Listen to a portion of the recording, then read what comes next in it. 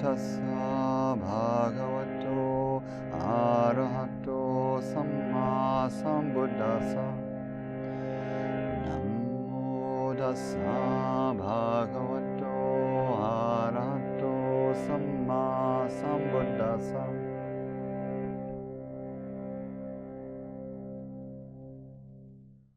So last week, 2 weeks ago, right on New Year's, at the cusp of New Year's, we mostly chatted about the coming year, but I gave a tiny little invocation of the middle way. And then last week, we really fleshed that out. And I told some of the story of the Buddha's approaching his liberation, his rejection of both the extremes of his wealthy, privileged youth, the sensual indulgence there, and the bodily mortification of his ascetic period. We talked about the insight of his childhood memory, sitting under the rose apple tree, spontaneously dropping into the embodied pleasurable meditation called jhana, and then his use of this insight to turn his practice away from the bodily torture and mortification he had been practicing, in conjunction with the beautiful offering of Sujata, celebrating the birth of her child, and Sujata, who had been the Buddha's mother in hundreds of previous lifetimes. And so the coming together of both his intuitive insight into an embodied pleasurable path that was neither indulgent nor self-harming, and then, coming in right, just at the right moment, the kind of maternal force of sustaining and uplift and nourishment to, and it's really through the coming together of his intuition around embodied, pleasurable meditation and the sustaining of the body that comes with his connection with Sujata, her gift of the milk rice, and her becoming of the first lay woman disciple, the first lay disciple, that this is really the birth of the middle way then. And so he goes to meet his 5 ascetic friends who have abandoned him after he went soft, and after his awakening, he goes to meet them in outside of Varanasi, where they are staying in the deer park, and he gives his famous first discourse, setting in motion the wheel of the Dhamma. So it starts this way. Here's Bhikkhu Bodhi's translation. Thus have I heard. On one occasion, the Blessed One was dwelling at Varanasi in the deer park at Isipatana. There the Blessed One addressed the bhikkhus of the group of 5 thus. Bhikkhus, these 2 extremes should not be followed by one who has gone forth into homelessness. What 2? The pursuit of sensual happiness in sensual pleasures, which is low, vulgar, the way of worldlings, ignoble, unbeneficial, and the pursuit of self-mortification, which is painful, ignoble, unbeneficial. Without veering toward either of these extremes, the Tathagata has awakened to the middle way, which gives rise to vision, which gives rise to knowledge, which leads to peace, to direct knowledge, to enlightenment, to nibbana. So first we can see in this that he starts with an invocation of the extremes. There's the extreme of the pursuit of sensual happiness in sensual pleasures. So this has a couple elements. It doesn't reject entirely the life of the senses, although it seems, it hints in that direction, but it's not an extreme rejection. That's the thing he's saying we don't do. He avoids the extreme of the pursuit of sensual happiness in sensual pleasures. So it's not a rejection of sensual pleasure itself, which is just a natural part of embodied life. It's a rejection of the idea that pursuit of sensual pleasure will be a cause of lasting happiness. Because that's the implication in the life of wealth and comfort, is that if we continue to set up the conditions for physical comfort and pleasure through the senses, right? So bodily pleasure through supplying the physical senses with pleasurable contacts, beautiful things to look at, beautiful sounds, pleasurable physical contacts, pleasurable smells and tastes, that this will have the result of holding suffering at bay, of holding dukkha at bay. And so because it doesn't, right, because it only very, very temporarily holds dukkha at bay, when you attain a sensual pleasure, there's this upwelling of like, good, I like this, right? Things are less painful for a moment. But that wave of pleasure or comfort changes quickly, right? And is unreliable. So you have to keep feeding the body pleasurable contacts, sensual pleasures. And so the extreme here is about the pursuit of these with the wrong view that could lead to real satisfaction, deep satisfaction. Because he's talking about the extreme, I think we really are talking about, addictive mind states. So how we can fall into these psychologies and nervous system states where the pursuit is the heart of what we're doing, right? We're not even, being a deeply embodied meditative hedonist, delighting in sensual pleasures, but it's really the pursuit. I'm pursuing it. I need more. So that's the extreme of the pursuit of sensual happiness, right? I'm not even pursuing the pleasures for their own sake. I'm pursuing happiness. And I think that the way that I'm going to get there is through sensual pleasure. So it's not only ineffective, but it's wrong view. It's actually a misunderstanding of what's even possible through the attainment of sensual pleasures.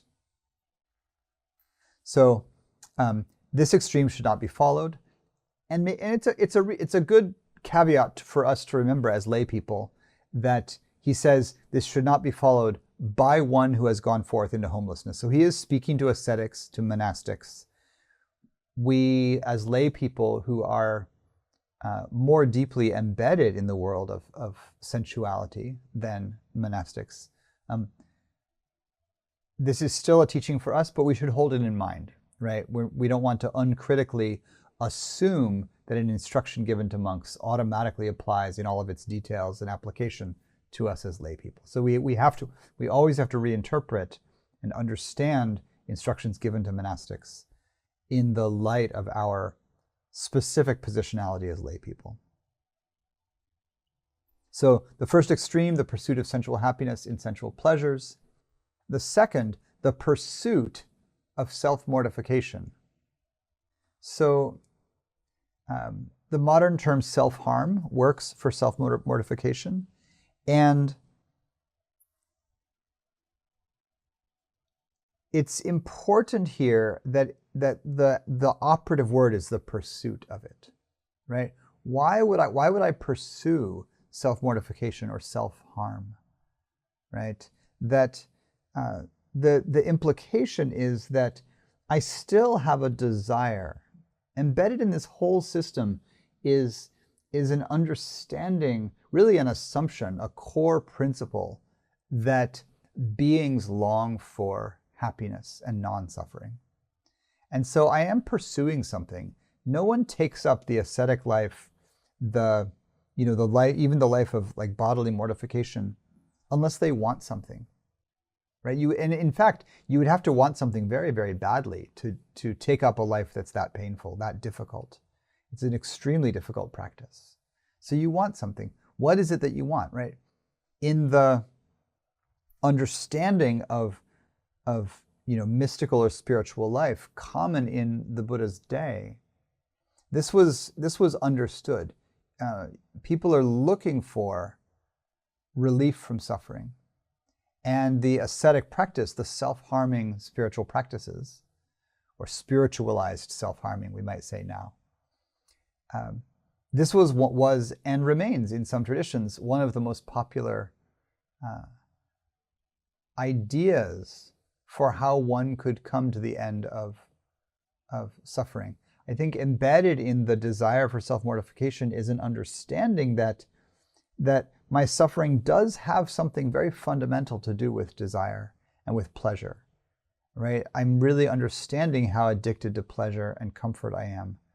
And so in some ways it makes sense that folks would have the intuition like, well, if I deny myself all those comforts and in fact I go further in the other direction, right? And I really get used to pain and I even desire pain, maybe I can use this to kind of unbind or short circuit the pleasure principle that's been driving me. And the Buddha says this also does not work. This also does not work.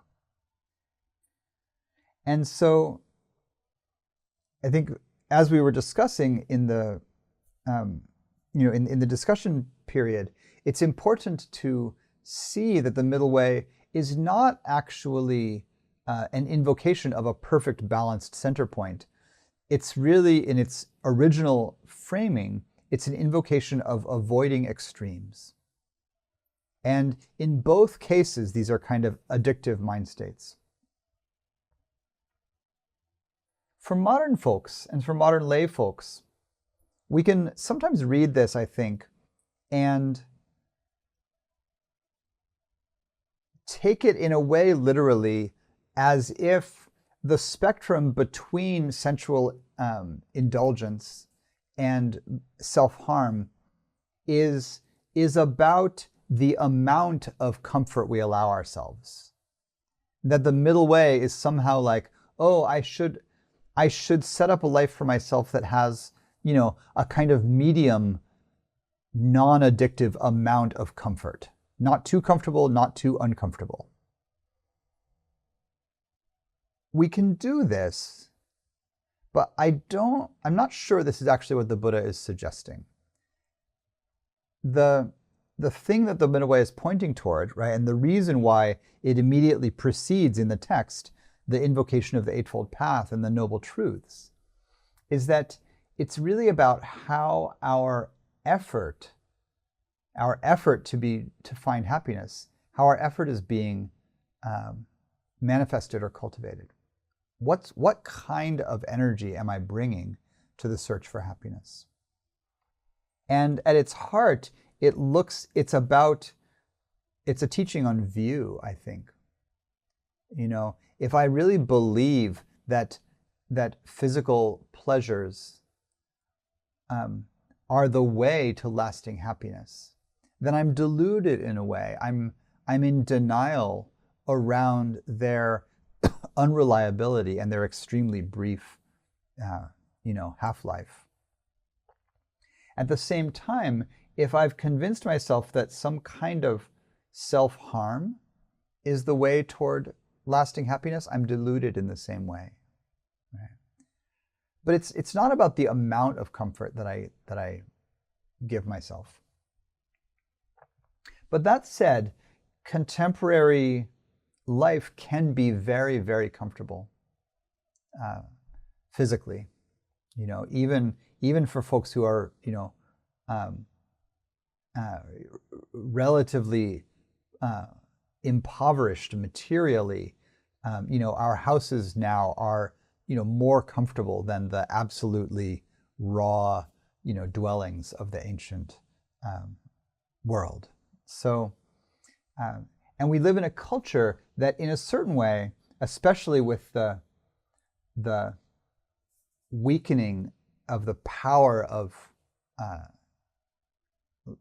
some of the old religious ideas in the mainstream, and certainly in some progressive communities, there can be a sense that, with no longer a reason to deny myself pleasures because, we've liberated sexuality, we've liberated pleasure, we've, taken kind of sin out of the equation in many cases. And we just live in a culture with a lot of material comfort available relatively cheaply, we can find ourselves in lifestyles where we take for granted a pretty consistent physical comfort most of the time. I just expect that I'm going to be sheltered from the elements, that I don't really have to engage with extreme heat or cold or rain or snow if I don't want to. Many of us live in cultures where even though many people are food insecure or live in food deserts where healthy food is hard to come by, and there absolutely is hunger, in a wealthy country like the United States. Far more people struggle with an overabundance of bad food than lack of food entirely. And so there's a kind of excess in some kinds of sensual pleasure or comfort, more than an excess of discomfort. And living in a culture like this, we can develop nervous systems that have very little tolerance for physical discomfort. I'll notice this sometimes in myself. I'll go out on a cold morning and I'll get into the car to drive my kid to school. And really, I live in Northern California. Cold means it's 55 out, and it's a tiny bit chilly on my fingers. I don't need gloves. It's really completely fine. And I'll notice I get in the car and I just turn the little seat warmer thingy on, and soon I have an extremely comfortable seat. Did I need to do it? No. I was microscopically, uncomfortable and non-climate controlled, and I could mindlessly, just act to do this. And in a way, I do this all the time. I just move through the day, opening and closing windows, making airflow, keeping the bugs out, modulating the temperature. And because we can do this so much and so constantly, and especially now that we can automate this so that I don't even think about the temperature in the house, the thermostat does it all, I can habituate myself to a sensual pleasure that I don't notice as being a sensual pleasure, until I really spend a bunch of time living outside or living, rough in the woods. We go camping, or we go to, some thing where I'm more immersed in the elements. And then there's a note in the chat here also that, of course, we can do the same thing. We can do the same thing psychologically, or emotionally, just manipulating our situation kind of microscopically, minute by minute, hour by hour, to try to stay on the comfortable side of the spectrum. And so as we practice, we might notice this, right? And so it's not just about the physical, but we might notice that, first of all, the tendencies, the kind of addictive mind states that keep us in pursuit of sensual pleasure are deep in our operating system and often really unconscious. And, you might take on noticing something like how much you do to maintain climate comfort around yourself through the day, and just notice all of the putting on and taking off of sweaters and adjusting of windows, and all of these ways that we're acting in pursuit of sensual pleasure. And it's really the happiness of not having to deal with kind of the uncontrolled weather contacting our body. So we can notice this and just notice how much effort and attention we give to, the maintenance of comfort. Do you go for a snack the minute you feel a little bit of hunger?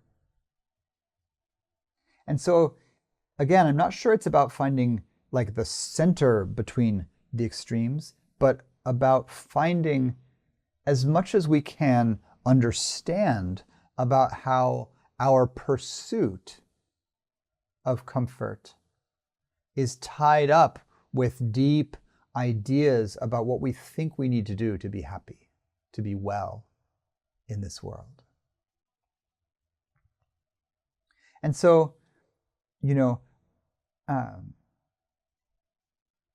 on the other side, on the self-harming side,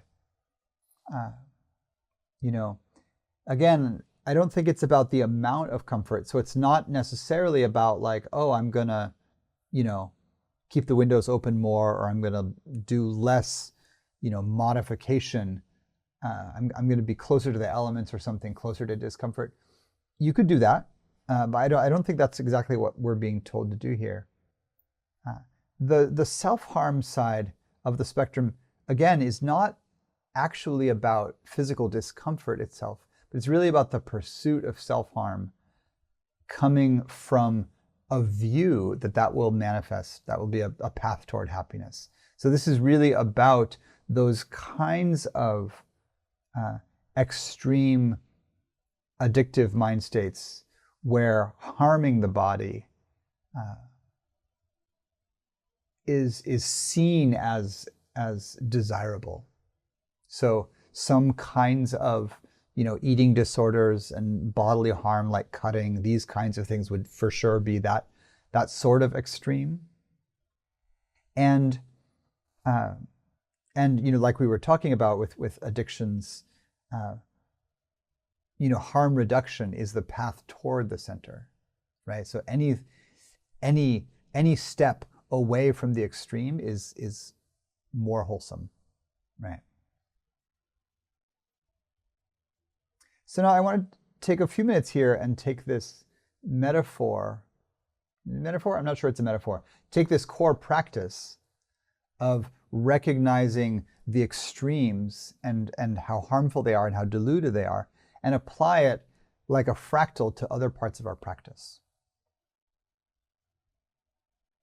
What we can notice if we understand that it's the pursuit of sensual pleasures or the pursuit of self-harm that's the problem, is we can use that as a mindfulness aid to notice whenever grasping in either direction is pulling us into some kind of distraction.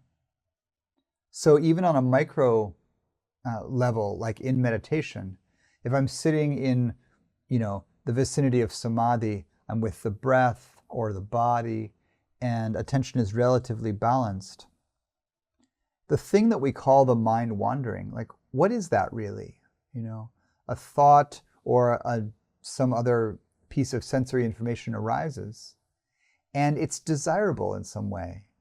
My mind wants to go to it, and this is more likely when my connection with what I'm intending to do, like, let's say, be with the breath, is weak or not interested. So if I'm not that interested in the breath, I'm kind of dully attending to it. The distracting thought, even if it's unpleasant, and in some ways, particularly when it's unpleasant, is more interesting to the attention than the boring breath. And in that sense, it can be a kind of one of the two extremes. It could be a sensual pleasure. Let's say I have a planning thought. Oh, I really should do this, tonight before I go to bed so that this thing happens tomorrow. That thought has a kind of pleasure to it. I'm going to do this. It's going to be good. That's going to answer some worry that I have. That's going to resolve some energy, right? Something's not done.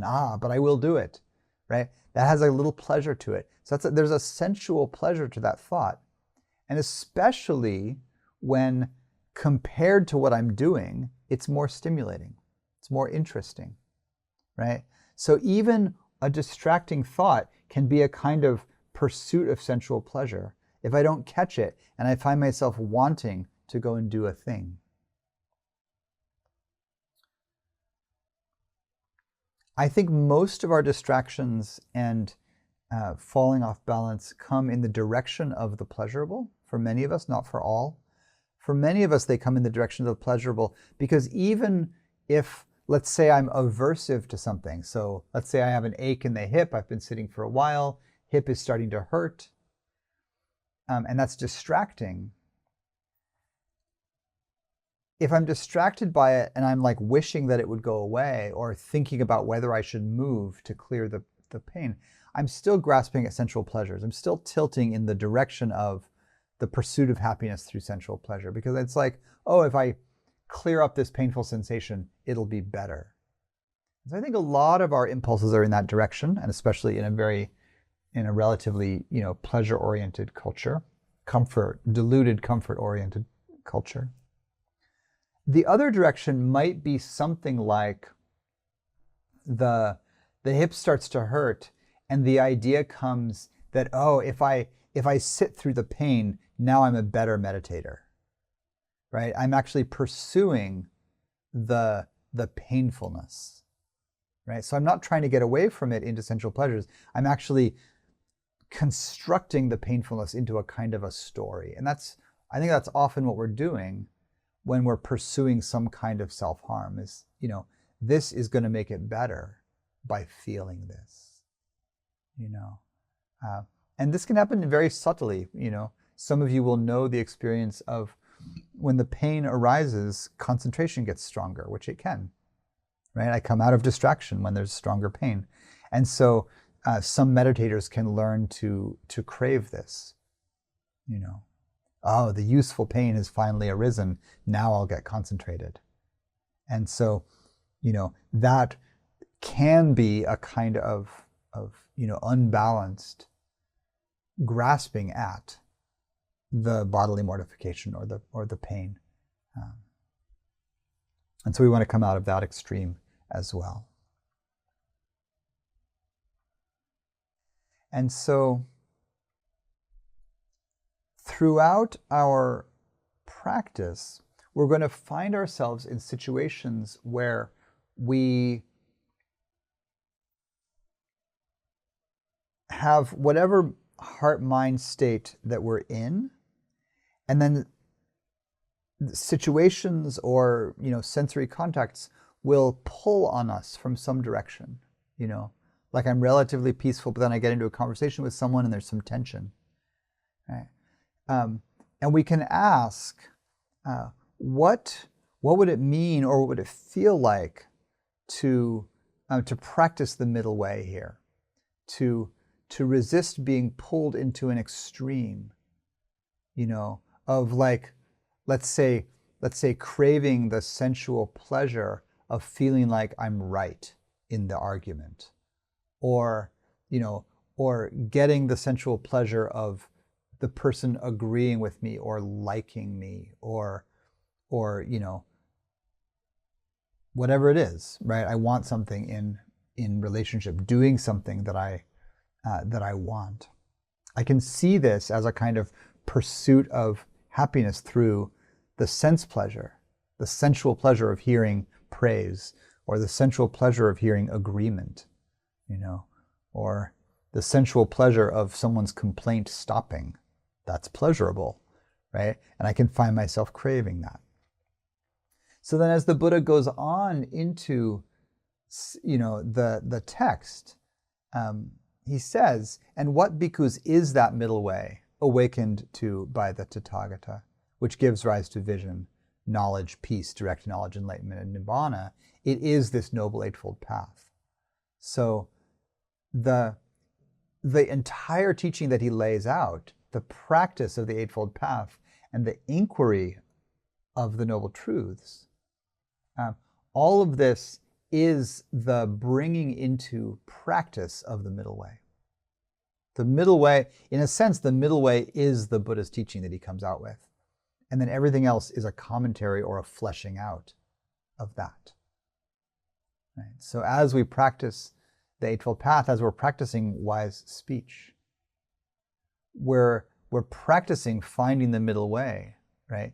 Between pursuing something and and rejecting, or pursuing something and pursuing its opposite, right? We're looking for the state that doesn't fall into extremes, that isn't pulled into extremes. And when we find this, or as we, practice it again and again and fall off center and come back and fall off balance and come back, we learn more about how seductive these two extremes are. And the more we understand them, the more we understand the First Noble Truth, which is dukkha. We understand, oh, this is suffering, this craving, this grasping at sense pleasures. And when we get onto the definition of craving, it's going to say, this is craving, grasping at sense pleasures, grasping at existence, and grasping at non-existence. And so sense pleasures is the heart of this. And when we get there, maybe we can wonder whether grasping at non-existence and the pursuit of self-harm have a relationship with each other. But we'll pause for now.